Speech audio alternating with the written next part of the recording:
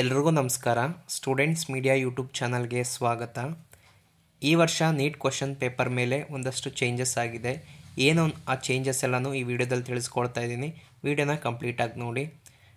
ಈ ವರ್ಷ 2025 ನಡೆಯುವಂತಹ ನೀಟ್ ಪರೀಕ್ಷೆಯಲ್ಲಿ ಕ್ವಶನ್ ಪೇಪರಲ್ಲಿ ಬದಲಾವಣೆ ಆಗಿದೆ.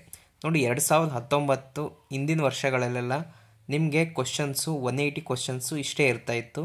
ಪ್ರತಿಯೊಂದು ಸರಿಯಾದ ಉತ್ತರಕ್ಕೆ ನಿಮಗೆ 4 ಮಾರ್ಕ್ಸ್ ಕೊಡ್ತಾಯಿದ್ರು. ಪ್ರತಿಯೊಂದು ತಪ್ಪಾದ ಉತ್ತರಕ್ಕೆ -1 ಮಾರ್ಕ್ಸು ಇರ್ತಾಯಿತ್ತು.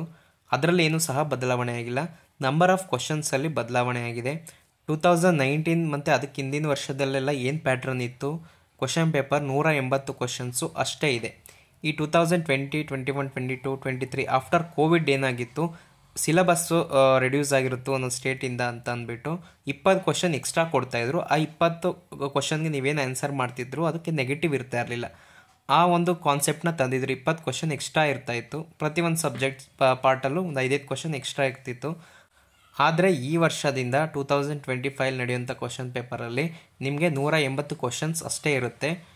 ನೀವು ಯಾವುದೇ ರೀತಿಯಂಥ ಆಪ್ಷನಲ್ ಕ್ವಶನ್ಸು ಈ ಸಲ ಇರಲ್ಲ. ಮತ್ತು ಎಕ್ಸಾಮಿನೇಷನ್ ಡ್ಯೂರೇಷನ್ನು ಆ್ಯಸ್ ಯೂಶ್ವಲ್ 180 ಮಿನಿಟ್ಸು 3 ಅವರ್ಸ್ ಇರುತ್ತೆ. ಟೋಟಲಾಗಿ 180 ಕ್ವಶನ್ಸು ಅಷ್ಟೇ ಇರುತ್ತೆ.